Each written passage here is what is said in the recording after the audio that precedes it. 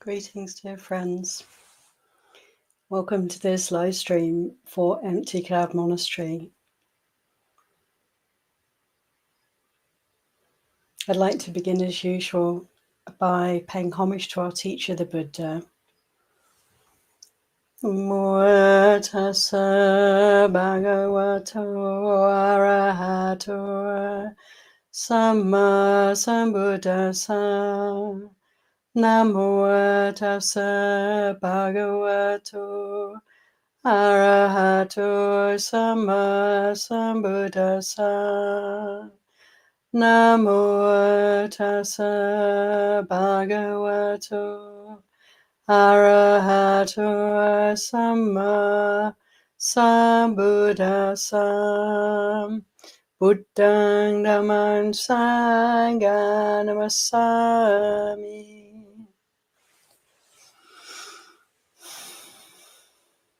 So welcome again, everyone, to this live stream. Welcome, Margaret, who's popped a greeting in the chat, and anyone else who's already watching. And welcome to everyone who joins in later on to watch this video.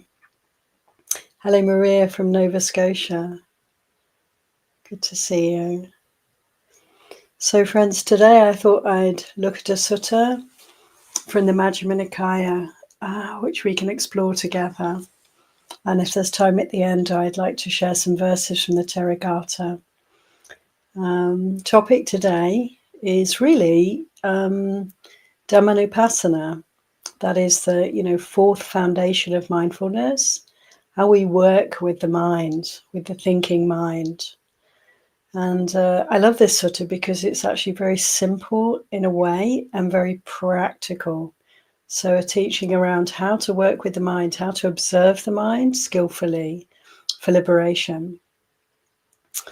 And of course, in order to be able to observe the mind, we need to have a certain degree of objectivity, a certain, space between the observer and that which is being thought, the thoughts that are arising and passing. Because if we're not able to be a little bit clinical, a little bit scientific, a little bit like the observer of thinking, then we can so easily get caught up in our thoughts and carried away with them. It's like getting caught up, jumping into the stream, the river, and being carried along in the current. And then we lose track of our mindfulness, and we're no longer the observer, but rather we're rolling around in samsara, getting into reactivity, getting into proliferation, getting caught up in thinking.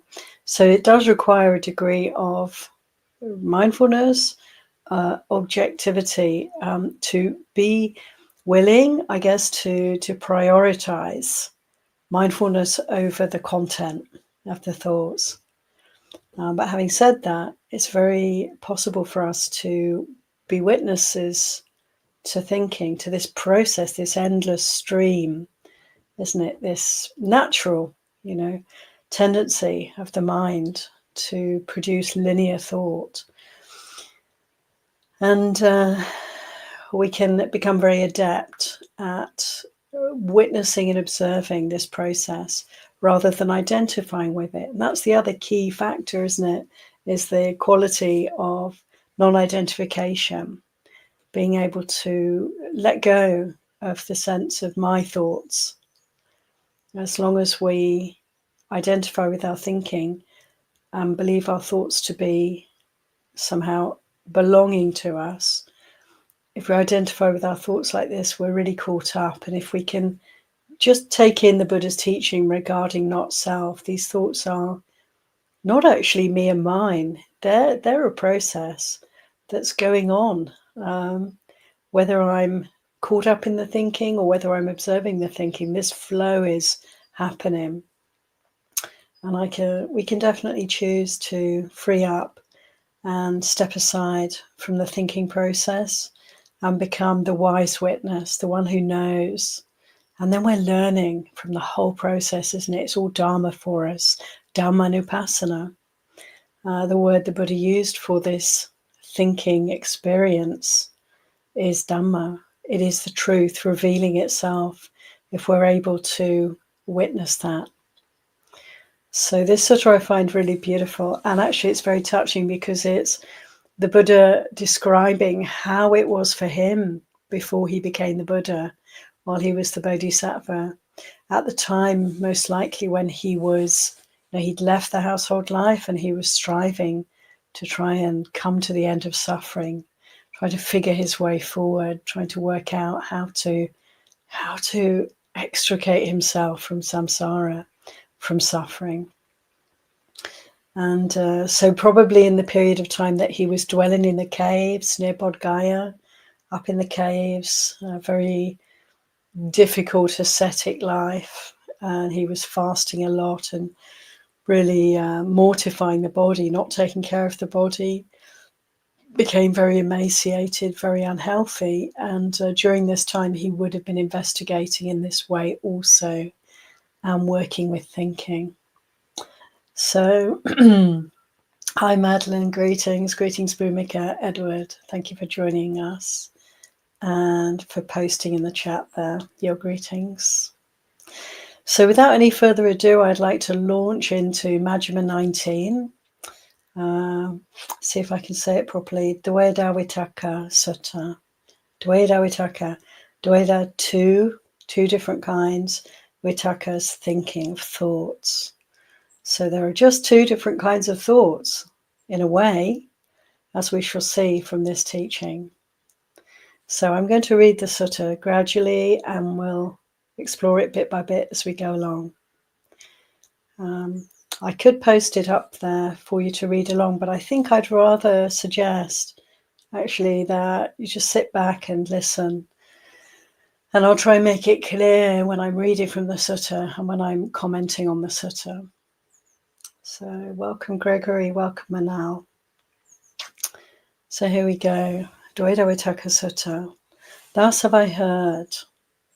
On one occasion, the Blessed One was living at Savatthi, in Jeta's Grove and Nathapindika's Park. There he addressed the bhikkhus thus, Bhikkhus, Venerable Sir, they replied, the Blessed One said this. Before my enlightenment, while I was still only an unenlightened bodhisattva, it occurred to me, suppose I divide my thoughts into two classes, and then I set on one side thoughts of sensual desire, thoughts of ill will, and thoughts of cruelty. And I set on the other side thoughts of renunciation, thoughts of non-ill will, and thoughts of non-cruelty. You could say also that thoughts of non-ill will could refer to thoughts of loving kindness, and thoughts of non-cruelty could refer to compassionate thoughts, kindly thoughts. So, setting on one side the unwholesome thinking, and on the other side, the wholesome ways of thinking. And the Buddha went on to say, as I abided thus, diligent, ardent, and resolute, a thought of sense desire arose in me. I understood, this thought of sense desire has arisen. This leads to my own affliction, to others' affliction, and to the affliction of both. It obstructs wisdom, it causes difficulties, and leads away from Nibbana. When I considered this sensual thought, this thought of wanting, of desire, leads to my affliction, leads to others' affliction, leads to the affliction of myself and others, this thought subsided in me. When I considered this thought obstructs wisdom, causes difficulties, and leads away from Nibbana, it subsided in me. Whenever a thought of sensual desire arose, I abandoned it, removed it, did away with it. And so in the same way, the Buddha speaks about thoughts of ill will and thoughts of cruelty. As these unwholesome thoughts came into the mind, he simply noted them. He was aware. he recognized they fall into the camp, the category of the unwholesome, of the harmful, of the unuseful, not leading toward nirvana, leading to my suffering. And so in this way, this recognition, catching the thoughts, the Buddha was able to do away with them. They could be put aside. So do we recognize this process in ourselves, friends? Can we have the same quite quick, astute, alert approach to our thinking? And when thoughts of cruelty, ill will, or wanting, desire arise, can we have the sharpness, to catch them and to, through recognition, through noting, oh, that is so unwholesome, that is so unpleasant, that is leading to my harm or to the harm of others. And then in this way, as the Buddha said in a different sutta, just like a young, clean, freshly washed, beautiful person has a corpse draped around their neck, the corpse of an animal, can we have this attitude to our ugly thoughts, just like a corpse been draped around our necks, something to be taken off as quickly as possible and thrown aside? My understanding is, from my own experience, that the recognition of unwholesomeness is generally enough. It's something ugly, something unseemly, something shameful. And we very quickly find, with that recognition, that the mind turns away from such unwholesomeness. And I love that in Buddhism, this really points to the natural purity and goodness that's here for us. We know what's good for us, and we incline towards that. We always have, and we always will. And so in this way, we can see how the Buddha's pointing to the only requirement here is to recognize, is to be aware, is to notice. And isn't it, friends, ignorance that prevents us from catching unwholesomeness as it arises? Nobody in their right mind would entertain unwholesome thoughts. And of course, it's unwholesome thoughts that lead to unwholesome speech and unwholesome deeds. So in order to speak and act in unwholesome ways, cruel, harmful, greedy ways, we really have to be steeped in ignorance. And I personally find it quite helpful to recognize this. I only do unskillful things out of blindness, because I'm blinded, because I'm not fully conscious. I'm not awake to the moment. And so it is for others. So it is that we can be led astray. We can be taught even to entertain unwholesome thoughts and told that that is okay. And it's for each one of us, isn't it, to heed, to take up the Buddha's teachings and recognize there's never a place for cruel thoughts, thoughts of ill will, thoughts that separate us out, thoughts that put us above others, that make others less than human or less than worthy of our regard and care and sympathy and empathy. So here it is, this very simple teaching, but pointing to the way out of suffering, to recognize, simply recognize when unwholesome thoughts arise. If we can catch the thoughts, then the behavior and the speech take care of themselves, don't they, friends? This is the place where we need to be like a guard, watching the mind, like a guard watching the gate of the city, seeing what's coming in and out. And it's not to say that we immediately stop having unwholesome thoughts, or we have to berate ourselves for having unwholesome thoughts, more like to notice the conditioning as it reveals itself. No blame, actually no shame, because no ownership. When we observe our thinking, we're stepping back from that sense of self and recognizing, as I said earlier, this is a flow of dhammas, and we can disentangle from the conditionality. We can see that our conditioning is certainly tinged with the unwholesome, and unwholesome thoughts will arise. And all we have to focus on is being aware of that, nothing else. We don't have to force ourselves to try and suppress or repress unwholesome thoughts. No, we can allow them to arise, allow the stream of thinking to happen without intervening in any way at all, except to notice, to be aware.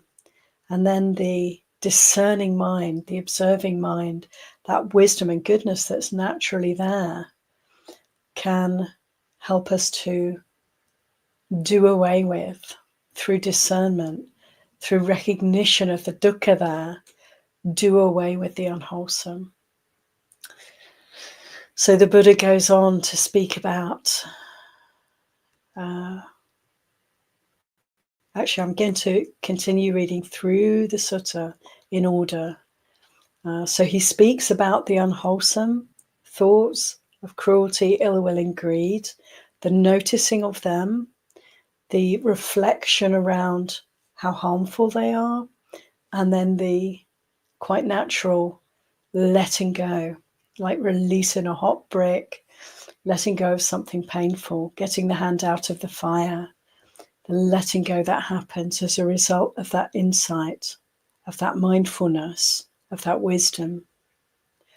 The Buddha goes on to say, whenever, whatever we frequently think and ponder upon, that will become the inclination of the mind. If we frequently think and ponder upon thoughts of sensual desire, we've abandoned the thought of renunciation to cultivate that thought of sensual desire, and our mind inclines to thoughts of sensual desire.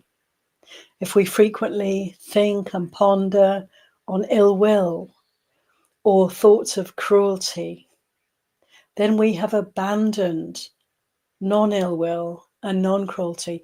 We've abandoned kindness. We've abandoned compassion to think those thoughts of ill will and cruelty.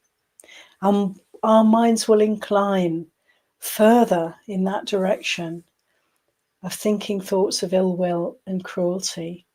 So there's a danger, isn't there, friends?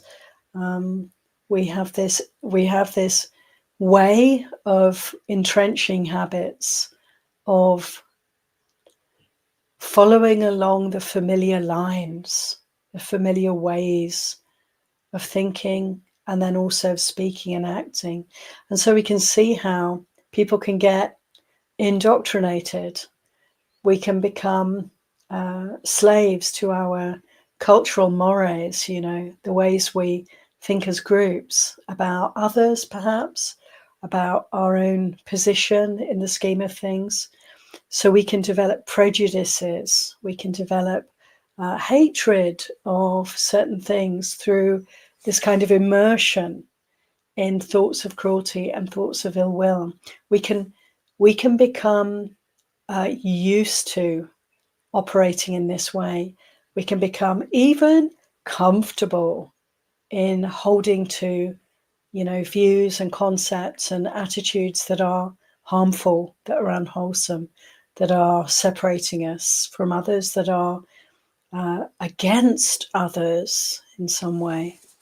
And so we can see this playing out in the world, and how people can become very enslaved by propaganda, by unwholesome views and opinions that are around. And there's plenty of that going on. And so again, it really is for each individual to recognize this conditioning where it's in place, and to see how the mind can become really entrenched in unwholesome ways of thinking. And we can't necessarily drop it all at once.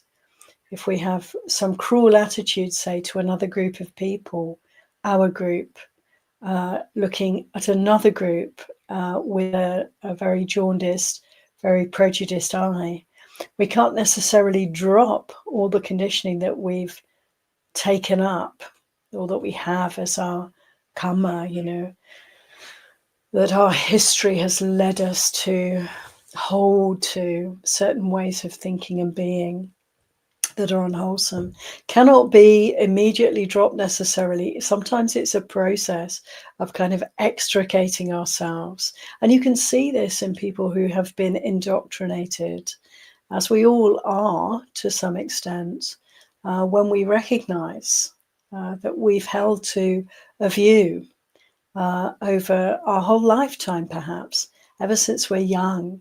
We were taught to think in certain ways, to relate in certain ways to others, particularly the ways in which we might relate to different cultures, different religious affiliations, different groups. We can hold a lot of prejudice without even being aware of it, racism without really owning that. And so to tease out unwholesome frameworks that we may be enmeshed in, unwholesome attitudes that we may have as something that we've always known to be normal for us and for our people, then this is a real work for us to, thought by thought, moment by moment, recognize unwholesomeness as it arises, a cruel thought, a distancing thought, a thought of ill will, a thought of prejudice, to recognize each thought that comes up in this way is to slowly, gradually, inexorably, however, inexorably free ourselves up from all the proliferation of our conditioning, all the imagination, all the creation that we are swimming in until we're not. So this beautiful statement from the Buddha, something we can recognize and consider deeply, that whatever we frequently think and ponder upon, it will become the inclination of our mind. And perhaps we have inclinations that we are not really aware of as yet, but the more we deconstruct, the more we investigate thinking, the more we bear witness to these thoughts arising and passing, the more we can begin to recognize these layers of perception that we may be carrying. The Buddha goes on to give a very beautiful simile here. He says, just as in the last month of the rainy season, in the autumn, when the crops thicken, a cowherd would guard his cows by constantly tapping and poking them on this side and that with a stick to check and curb them. Why is that? Because he sees that he could be flogged or imprisoned, fined or blamed if he let them stray onto the crops. So too, I saw in unwholesome states danger, degradation, and defilement, and in wholesome states, the blessing of renunciation, the aspect of cleansing. And so when we have the unwholesome thoughts arising, they will, until we're free from all suffering, not to make a big deal out of it, not to make it mine, not to blame ourselves, not to judge ourselves, to simply recognize unwholesome thinking. We can then be very astute at such times, just like the cowherd, keeping the cows off the crops. When we have thoughts of desire, wanting to get, wanting to have, wanting to amass in some way, wanting to indulge in some way, we can remember this simile of the cows and just give a prod to those kinds of thoughts to keep them in check, friends, to keep the cows from straying onto the crops and devouring them. Only trouble comes from such following of indulgent, greedy, or cruel and unkind thoughts. So the simile of the cowherd, when such thoughts are arising in the mind, when I'm angry about something, when I'm dealing with prejudice towards some group or other, when I'm desiring something, yearning for something, I need to be very careful. So this is the time to watch very closely these thoughts and to check them. Check them through, as the Buddha said earlier, noticing, recognizing their harmfulness, their unwholesomeness, the suffering that's there for us when we allow ourselves to flow along with such ways of thinking. That's all it takes, a prod with a stick on this side or that, and the cow will be safe from trouble, from harm, from getting lost in the crops, from straying into territory that is dangerous, to keep on the safe refuge of path. The Buddha goes on then to speak about the other kind of thoughts. As I abided thus, diligent, ardent, and resolute, a thought of renunciation arose in me. I understood. This thought of renunciation has arisen in me. This does not lead to my affliction, or others, or both. It aids wisdom. It doesn't cause difficulties, and it leads to nibbana. If I think and ponder upon this thought, even for a night, even for a day, even for a night and day, I see nothing to fear from it. But with excessive thinking and pondering, I might tire my body.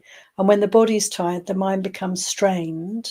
And when the mind is strained, it is far from concentration. So I steadied my mind internally, quieted it, brought it to singleness, and concentrated it. Why? So that my mind would not be strained. And in the same way, the Buddha speaks about thoughts of non-ill will, that is, loving thoughts, thoughts of metta, loving kindness, and thoughts of non-cruelty, compassionate thoughts. These kind of thoughts, renunciation, non-cruelty, non-ill will, these kind of thoughts are noticeably wholesome, have a good effect on the mind. They can be pondered on, considered and contemplated and made much of. But, as the Buddha said, only up to a point. We don't want to be making too much of our wholesome thoughts, because then we get caught up in thinking in that way. And that's a strain for us. It's tiring. It's not very peaceful. And so these thoughts too are to be let go of. But there is no danger in such thoughts. So such thoughts can be like a refreshment for us, like having a sip of a beautiful cool drink on a warm day, and then let it go. Just swallow it down, and then it's over. We don't want to pursue such thoughts and get ourselves worked up around them. And I think this is really helpful to recognize how we can get caught up in the goodness. We can get agitated around our compassion, our loving kindness, even thoughts of renunciation, which lead to ways of living in a renunciant, simple, frugal manner. We can get caught up in these ways of being and ways of thinking. And just to recognize that, the wholesome is also to be let go of. We don't want to identify with that. We don't want to get proliferating and creating more and more around that. So I find that a very helpful reminder, but also recognizing that there is a safety, there is a goodness, a wholesomeness in such thoughts. So they belong in the other category. And the Buddha said,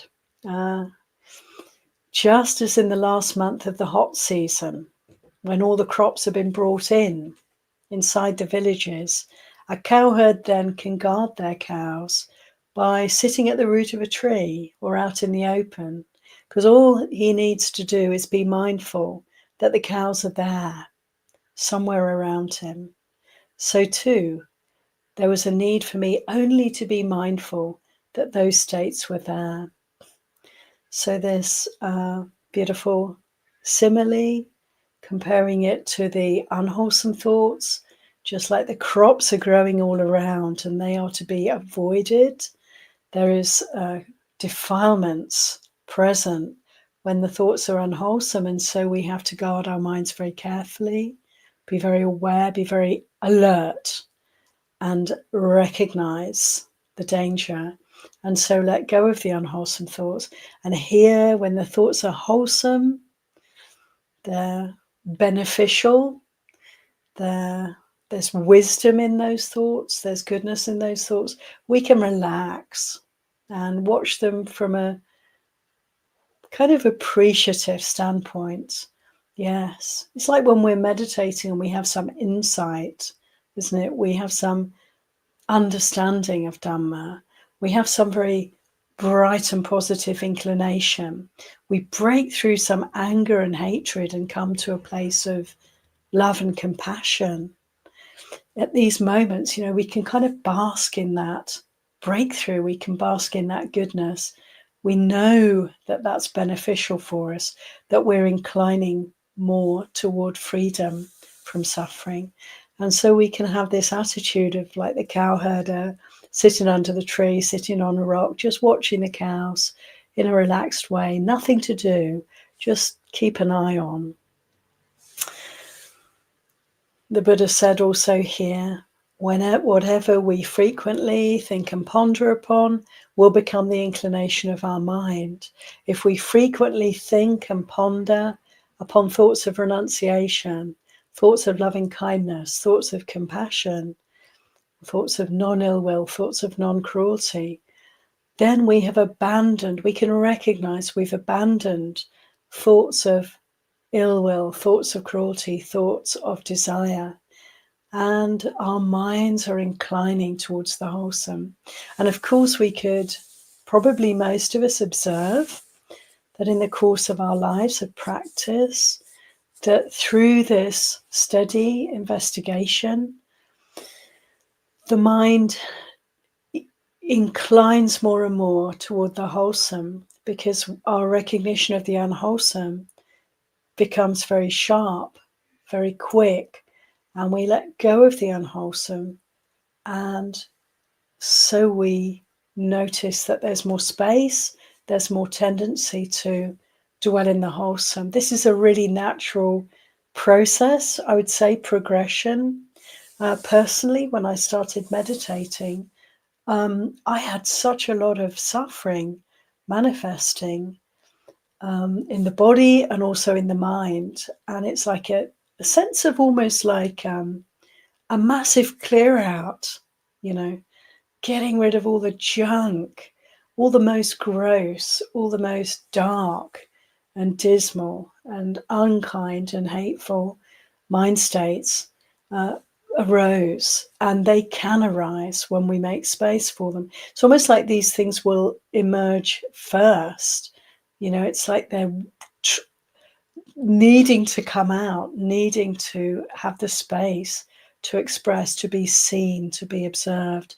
And then these unwholesome thoughts can flee, can leave us, can turn into something wholesome.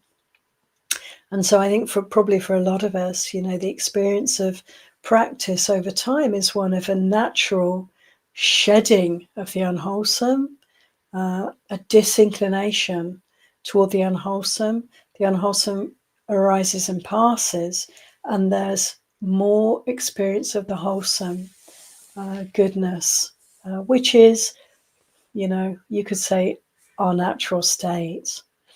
The unwholesome is like the clouds in the sky, and our wholesome state is like the clear sky. And so it's very natural that this process would be so. First, we have to work through the fog, the mist, the cloud, and come to a place of greater clarity.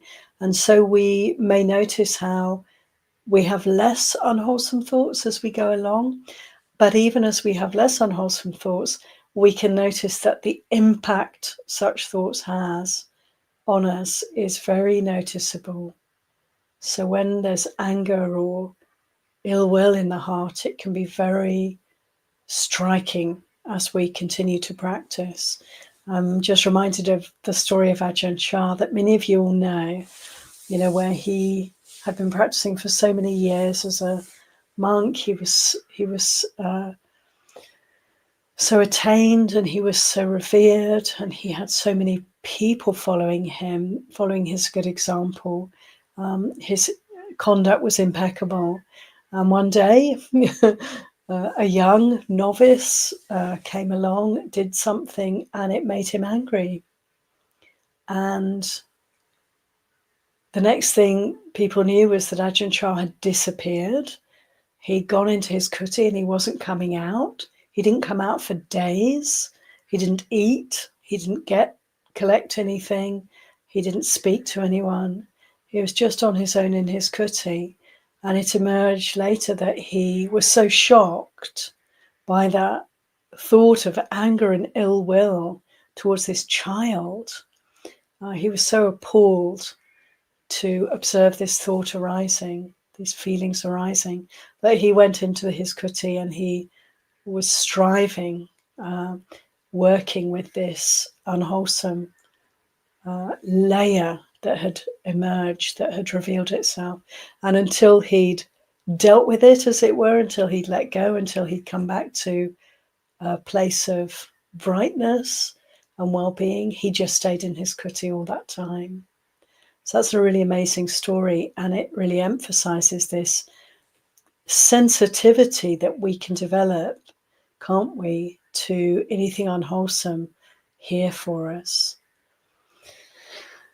So coming back to the sutta, the Buddha went on to explain to the monks on this occasion how this practice of dividing thoughts into the unwholesome and the wholesome and working with them accordingly, this very careful, mindful way of relating to the unwholesome, not giving them any opportunity to take hold, and then this more relaxed, open way of working with the wholesome, allowing expression of that, but not overindulging in such thoughts.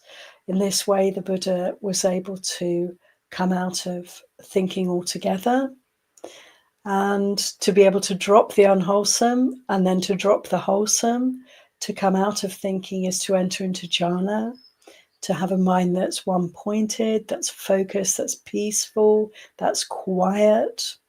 And so the body can relax. And so the Buddha then went on to describe how he experienced the jhana, various stages of peaceful stillness. And from that place, he could then observe more deeply, more clearly the way things are.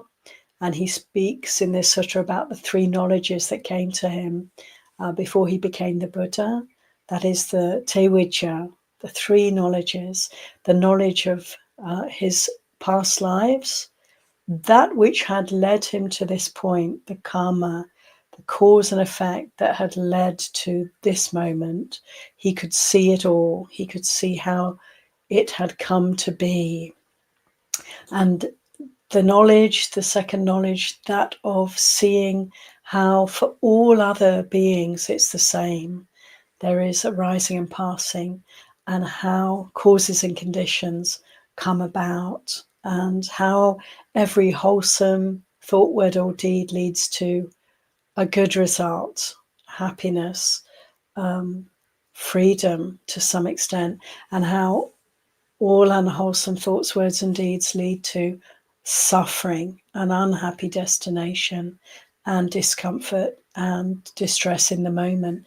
And all of this revealed itself to him very clearly. And as a Buddha, his insight, his knowledge, his understanding or was that of the bigger picture? Was that of the entirety of all arisings and passings, all beings everywhere through time and space? So these great knowledges arose in him, and then the third and most important of these knowledges was his ability to see suffering, the cause of suffering, the way out of suffering, and to actually fulfill that understanding by letting go of all suffering and being unshakably free. You could say perpetually free from all suffering. And so he spoke in that really inspiring way about his path and how this practice of seeing the thoughts, Dhammanupassana, simply dividing the thoughts into the unwholesome and the wholesome, led him to this realization, led him to become the Buddha. He then gives a very beautiful simile, which I want to finish with. Suppose that in a wooded range there was a great low-lying marsh near which a herd of deer lived.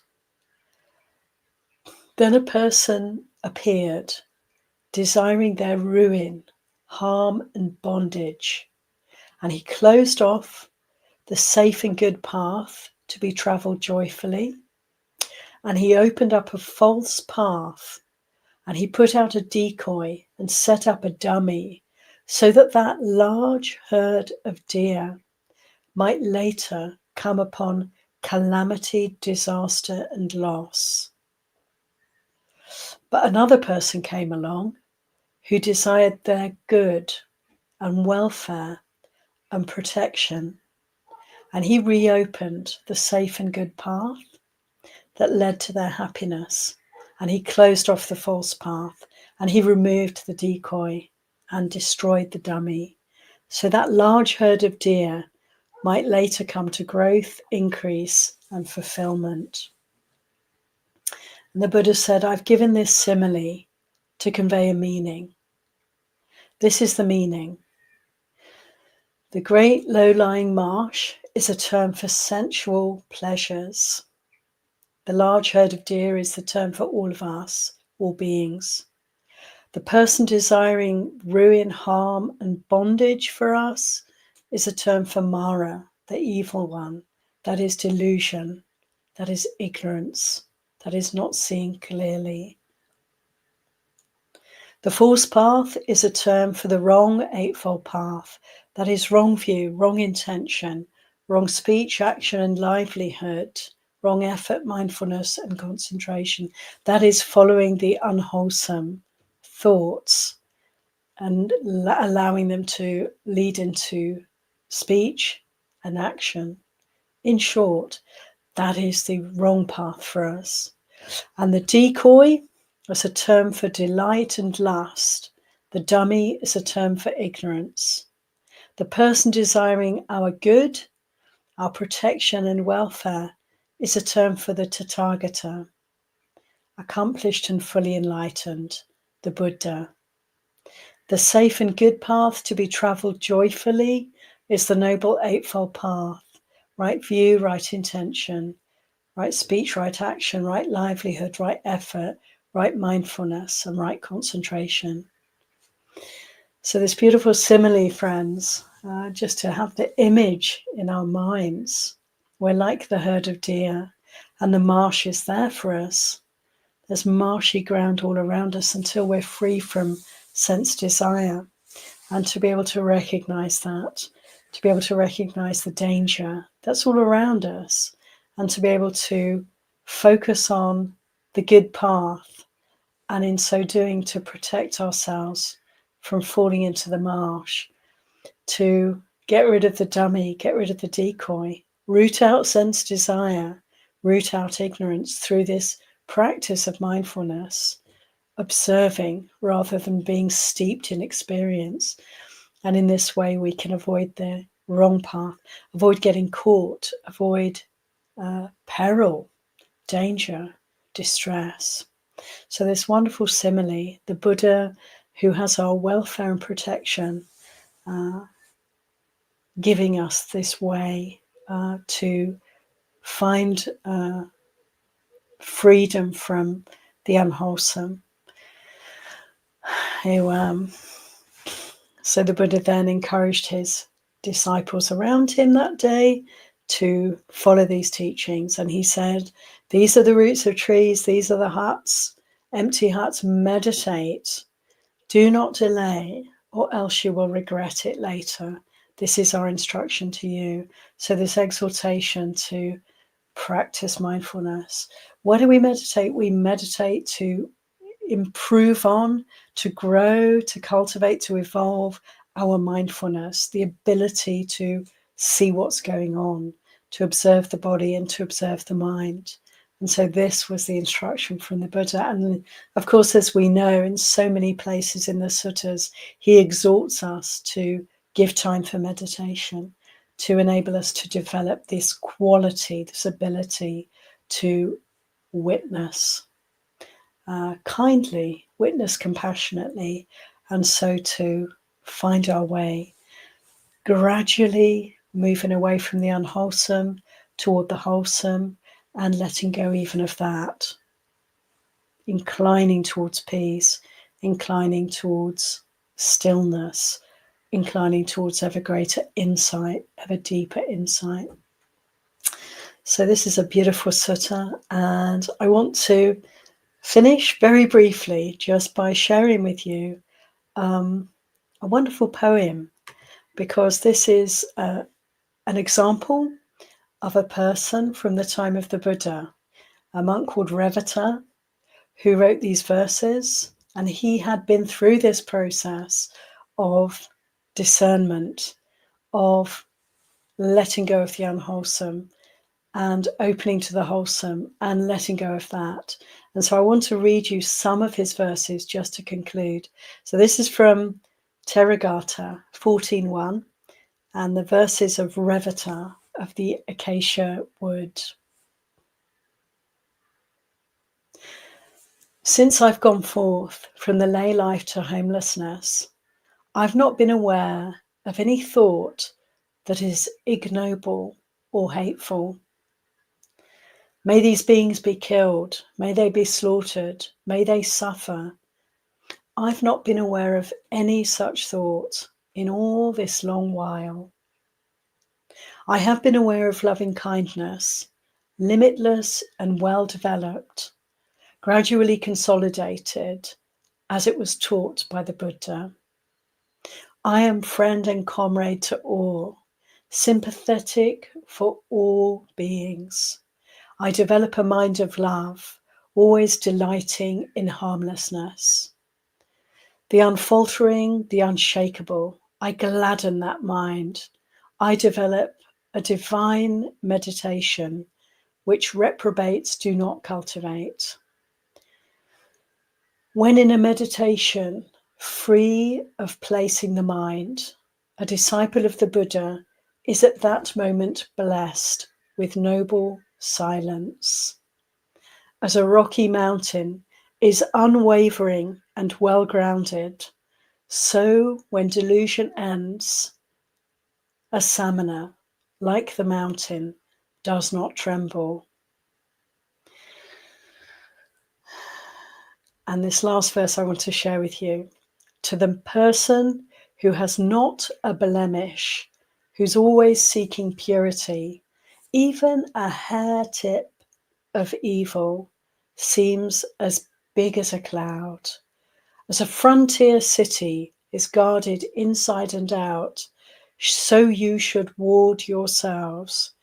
Don't let the moment pass you by. Ayya. Gratitude to Revata for these beautiful verses. So friends, thank you for your kind attention. And I'm looking at the chat. Greetings and thanks for your kind words.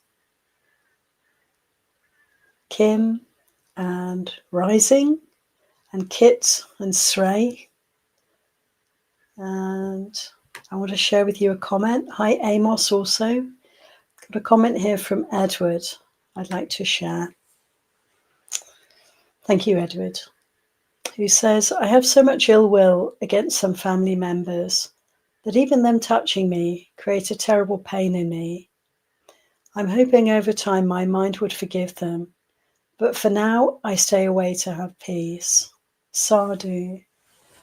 Yeah, it's very skillful, I feel, Edward and everyone, to know our abilities and to know what's good for us, how much we can handle and how much we can't handle. And so sometimes, indeed, in such situations where there's a lot of ill will in the heart, we are wise if we can give ourselves space and keep away from the danger. So to keep distance and yet not to forget or ignore this issue, to consider these people in your life so close, the family members, to bring them to mind and to give yourself in your own space, your own time, in a safe environment, in meditation, to explore and to open to these unwholesome experiences. When you are able to examine and explore the unwholesome inclinations of the mind in relation to these people, then quite naturally, isn't it, as we've learned in this sutta, and as we probably many of us know from experience, these unwholesome states have a chance to arise and pass away. And wisdom, compassion, patience, understanding result from this process of uprooting the unwholesome.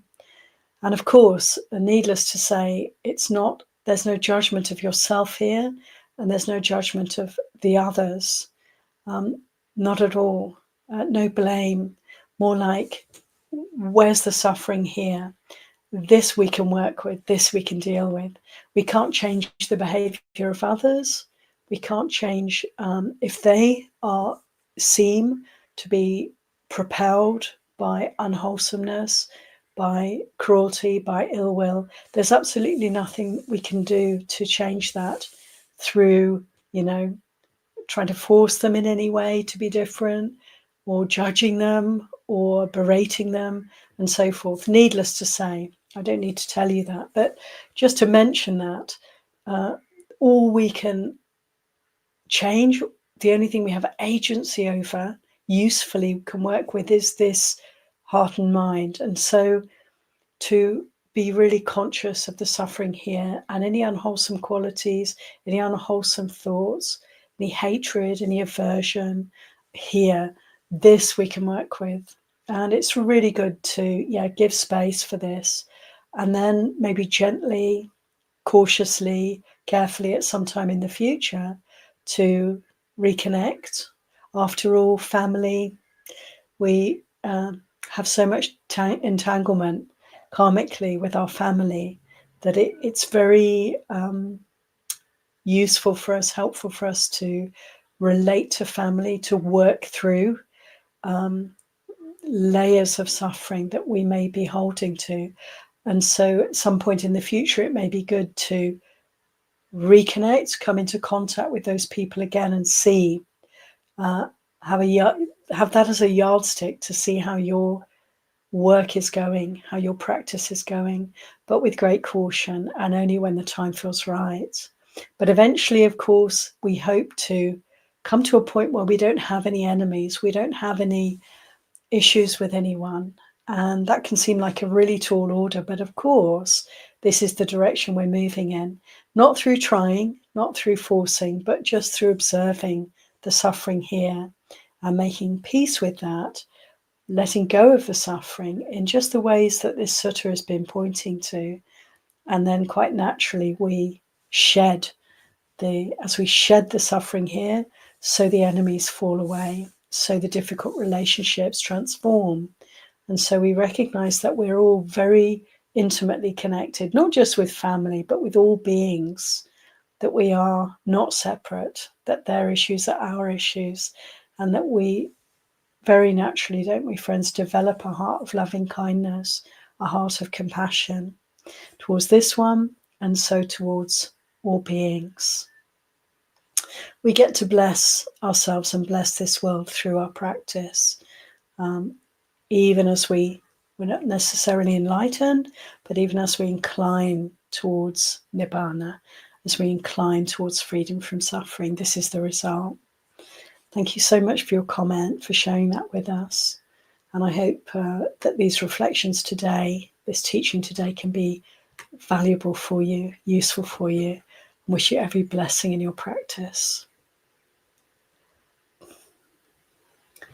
So, friends, just looking to see if there's any other comments, reflections, or questions. We just have a few minutes. Thank you for your kind comments, friends.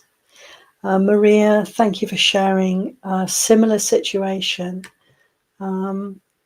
Yes, it's always so helpful when we share from the heart our struggle, our difficulty. Isn't it such an opening for all the rest of us? It's such a gift for all the rest of us to reflect on our own situation. And of course, you're not alone, Edward, in feeling the way you do. And I wish you well, Maria, with your situation also. And all of us, may we very tenderly, very gently and compassionately work with the suffering here. And slowly but surely we will emerge, with no blame, no judgment, just simply, you can always say we can love our defilements to death. Loving kindness really does eclipse the suffering here. And this is the process, coming out of suffering, recognizing our huge resources of kindness and compassion that we all have. And they start to shine and really blow away, really warm up the cold corners and shine a light into the dark areas here for us. Slowly but surely we get happier. And Madeline gives some good advice, which I'd like to share. Try to practice equanimity. They're creating their own karma. Thank you very much, Madeline. Isn't it true? That's such a helpful way of reflecting, that we're all owners of our karma. And so the compassion arises when we can appreciate that when other people are unkind, manifesting unwholesomeness, they're suffering so much, and they have to live with that 24/7 for as long as they have that kind of suffering in their hearts. So yeah, when we recognize that, open to that, we have only compassion for others. And I've noticed myself through working with my own defilements, the compassion arises for this one. And then because of that struggle, because of that work, so it naturally extends to others. So practicing equanimity, practicing compassion. Thanks, Madeline. And Manal has a comment here. Let's have a look. Manal, thank you, Manal, for reinstilling faith in practice. Yeah, everyday life is sometimes grueling.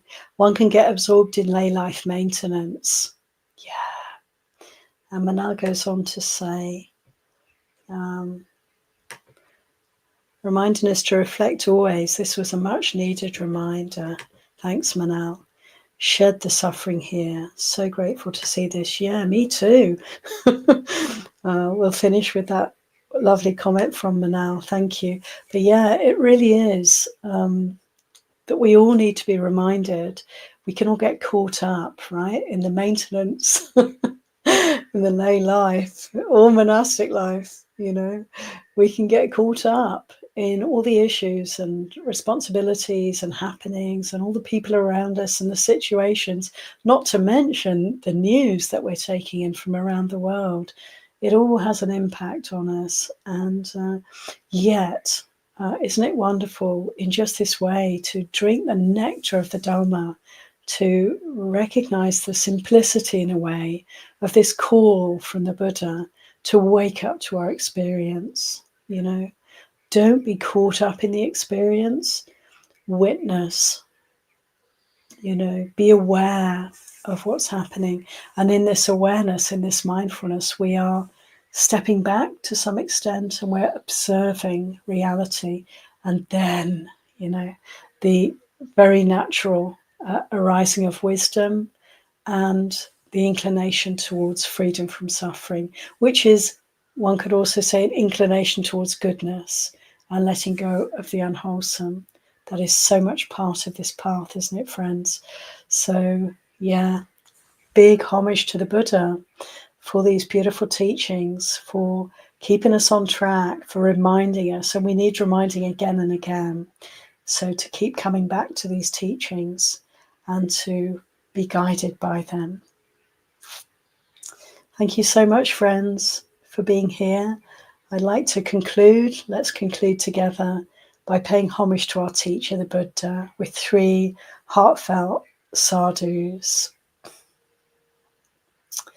Sadhu, sadhu, sadhu, anumodami.